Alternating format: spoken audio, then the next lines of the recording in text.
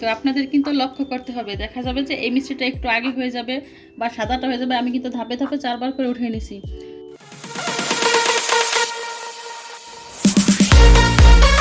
আসসালামু আলাইকুম গাইস, কেমন আছেন আপনারা? আশা করি ভালো আছেন। তো আপনাদের আজকে গুঁড়ো দুধ দিয়ে আমি বেবি সুইট মিষ্টি বানানো দেখাবো। তো এইখানে আমি গুঁড়ো দুধ নিয়ে নিছি হাফ কাপের একটু বেশি। তো দুধটা কিন্তু আপনি যে কোনো ব্র্যান্ডের নিতে পারেন, আমি ডানো নিছি। তো আপনার যে দুধটা নেন ফুল ক্রিম হতে হবে, আপনাদের পছন্দ মতো যে কোনো ব্র্যান্ডের নেবেন। এই দুধের ভিতরে আমি দিয়ে দিলাম 1 টেবিল চামচ ময়দা, এখানে দিয়ে দিলাম আমি হাফ চামচ বেকিং পাউডার। বেকিং পাউডার, ময়দা, দুধ এই উপকরণগুলো আমি একসাথে ভালো করে মিক্স করে নিব। আপনারা খেয়াল রাখবেন সব সময় যেন উপকরণগুলো সুন্দর করে মিক্স হয়। তো আমি কিন্তু খুব ভালো করে মিক্স করে নিতেছি। তো সুন্দর করে আমি সবগুলো ডলে ডলে সুন্দর করে মিক্স করে নিলাম। আপনারা সবসময় ভালো করে মিক্স করে নেবেন। তো এইখানে আমি দিয়ে দিলাম 1 টেবিল চামচ তেল। আপনাদের সহজভাবে দেখাবো তাই তেল দিয়ে দেখাই দিতেছি। তো আপনারা চাইলে তেলের পরিবর্তনে বাটার অথবা ঘিও ব্যবহার করতে পারেন। তো আপনাদের যেহেতু আমি সহজভাবে দেখাবো আর ঘরের উপকরণ দিয়ে দেখাবো, ঘরে যেগুলো থাকে, এর জন্য আমি তেলটা ব্যবহার করে দেখাইতেছি।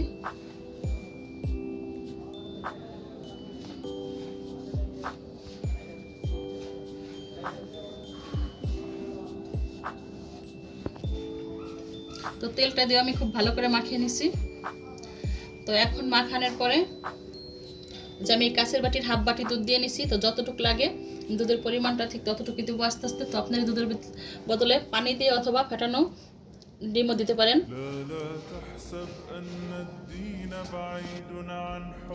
তো আমার দুধের পরিমাণটা এই হাফ বাটির অর্ধেক লাগছে, মানে অর্ধেকের অর্ধেক লাগছে। তো আমি এরকম পাতলা পাতলা হয়েছে, এটা দেখে ভয়ের কিছু নাই, এরকম একটু নরমই হবে। হাতে লেগে থাকে আমি ছাড়িয়ে নিয়ে হাতটা ধুয়ে নিব। তো 5 মিনিটের জন্য আমি রেস্টে রেখে দিব। রেস্টে রাখার পরে এটা পুরোপুরিভাবে সেট হয়ে যাবে। তো আমার ডোটা রেডি, দেখেন 5 মিনিট পরে সেট হয়ে গেছে। অনেকটাই কিন্তু শক্ত হয়ে গেছে, তো ভয়ের কোনো কারণ নাই। তো এখন আমি শেপ দেওয়া শুরু করব। কিন্তু 2 হাতে ভালো করে তেল লাগিয়ে নিছি। তো আমি এখন একটা একটা করে শেপ দিতে থাকবো, যেহেতু আমি বলছি ছোট হবে, বেবি সুইট এমনিতে ছোট, তো ছোট হবে এই কারণে আমি এরকম ছোট ছোট করে শেপ দিয়ে নেবো। আর দেখেন শেপটা কত স্মুথ হয়েছে। এরকম ভাবে কিন্তু কোনো যেন ফাটল না থাকে, ফাটল ধরলে কিন্তু তাহলে মিষ্টিটা ফেটে যাবে। ছোট ছোট মিষ্টি যেহেতু, তাই বানাইতে সময় লাগবে, তো আস্তে আস্তে বানাতে হবে। লাগলে আপনারা 2-3 জন মিলেও বানাতে পারেন।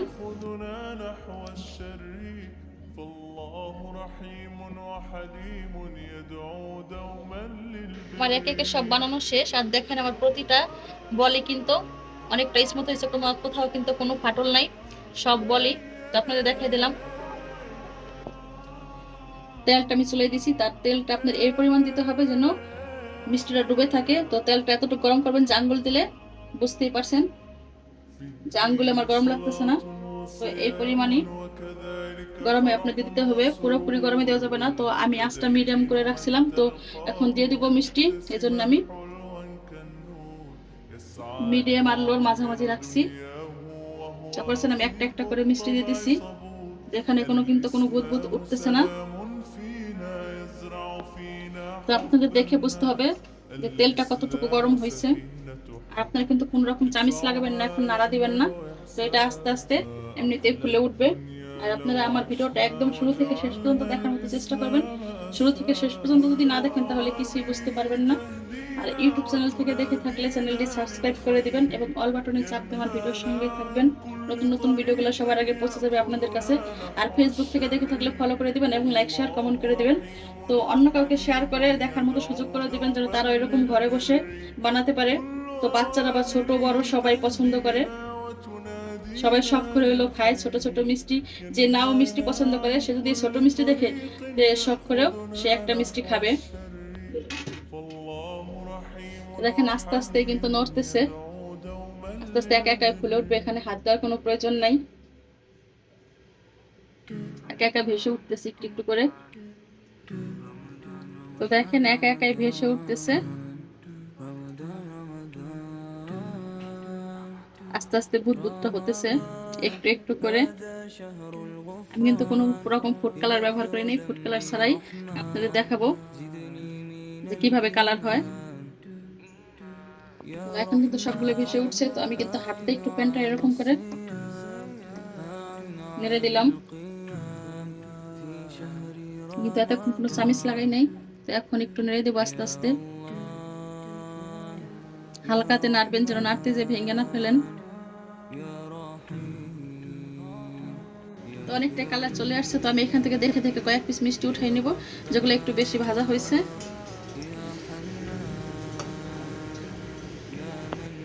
তো আমি এইখান থেকে কয়েকটু উঠে এলাম। এখন কিন্তু নেড়ে নেড়ে সব সাইড সমানভাবে ভাজতে হবে, নাহলে কিন্তু না নেড়ে দিলে কিন্তু বেশি হয়ে যাবে।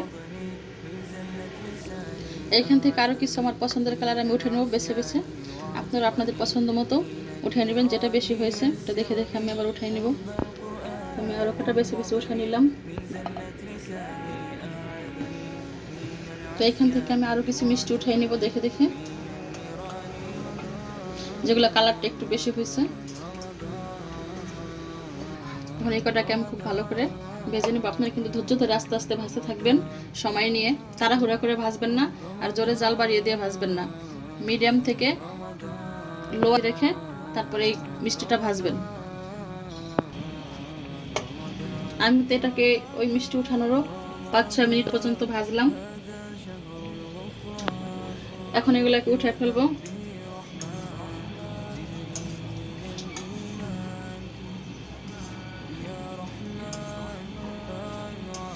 এবার দিয়ে আমি 4 ধাপে মিষ্টি উঠাইলাম।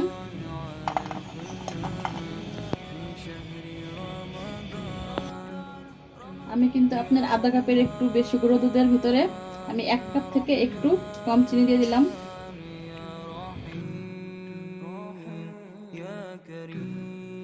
এই কাপের 2 কাপ পানি দিয়ে দিব। তো এখন আমি চুলার হিটটা বাড়াই দিছি। আপনারা কিন্তু গরম গরম পানিতে গরম মিষ্টি দিয়ে দিবেন না, তখন কিন্তু ফেটে যাওয়ার ভয় থাকে। মিষ্টিটা ঠান্ডা করে তারপর দিবেন। তো পানিটা বলক এসে গেছে, চিনিটা গলে গেছে। তো এখন আমি দিয়ে দিব মিষ্টিগুলো।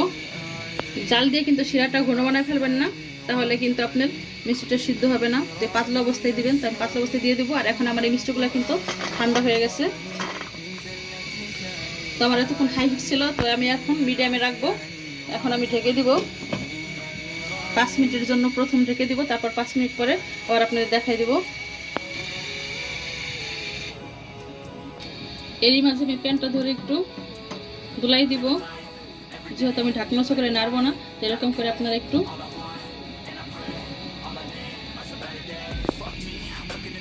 তো আমি 5 মিনিট পরে ফিরে আসলাম। তো আমি চেক করে নিব যে মিষ্টিগুলোর কি অবস্থা। প্রথমে সাদা একটা চেক করে দেখি।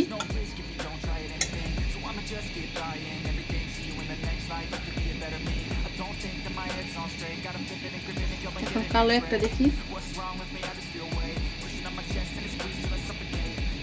কালোটা কম হয়েছে, সাদাটা একটু বেশি হয়েছে। কারণ কালোটা ভাজাও যেমন সময় নিয়ে ভাজতে হয়, তো এটা হয়তো একটু দেরি হয়। তো আমি আরও 5 মিনিট ঢেকে রাখবো। আরও 5 মিনিটের জন্য আমি ঢেকে রাখলাম। এখন তো দেখি কি অবস্থা, চেক করে নেই। আরও 5 মিনিট পরে ফিরে আসলাম।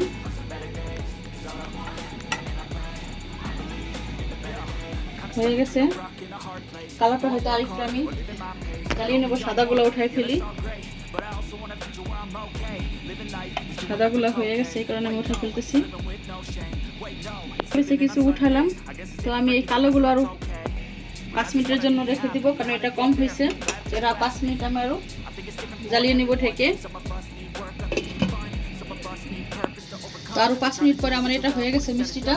আপনাদের চেক করে দেখাই দেই। দেখেন কত সুন্দর তুলতুলে। তো এখন আমি চুলাটাকে অফ করে দেবো। আর এই যে মিষ্টিগুলো উঠে রাখছিলাম, এগুলোকেও ঢেলে দিলাম। তো যেই শিরা, সেই শিরাটা আরও টেনে যাবে। এখন আমি চুলাটা অফ করে দেবো। আর আধা ঘন্টার জন্য এখন আমি ঢেকে রেখে দেবো।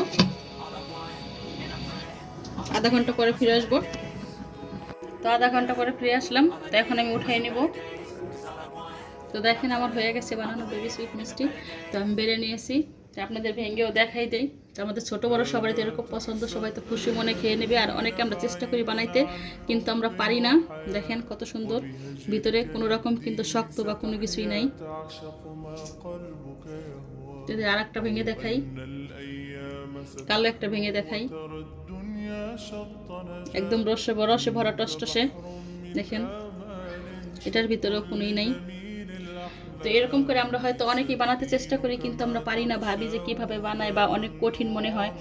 তো আপনারা যদি পুরোপুরিভাবে আমার ভিডিওটা ভালো মতো ফলো করেন, তাহলে আপনারা যে কেউ পেরে যাবেন, পুরান হন বা নতুন হন, ভালো মতো ফলো করলেই সবাই পেরে যাবেন বানাইতে। বাসায় বসে খেতে পারবেন স্বাস্থ্যসম্মতভাবে, ভেজাল মুক্ত।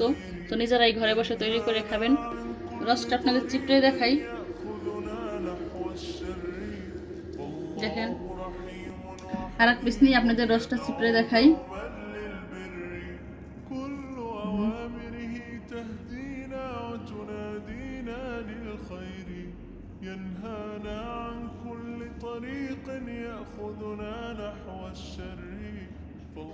এটা আপনি এই মিষ্টিগুলো আপনারা ফ্রিজে সংরক্ষণ করে রাখতে পারেন কিছুদিনের জন্য। নরমালে রেখে দিবেন, যখন মনে চায় তখন খাবেন, মেহমানের সামনে দিবেন, বাচ্চাদের সামনে দিবেন, দেখবেন সবাই খুশি হবে। সবাই জিজ্ঞাসা করবে যে আপনি যদি বলেন যে আমি বানাইছি, তাহলে বলবে যে এত সুন্দর করে কীভাবে বানাইলেন। তারাও আপনাদের কাছে বানানোর জন্য আগ্রহ করবে, জানতে চাইবে। তো আমার ভিডিওটা এই পর্যন্তই শেষ। আবার নতুন কোনো ভিডিও নিয়ে আপনাদের মাঝে হাজির হব। সেই পর্যন্ত আপনারা ভালো থাকবেন, সুস্থ থাকবেন এবং আমার জন্য দোয়া করবেন। তো টাটা, বাই বাই, আল্লাহ হাফেজ।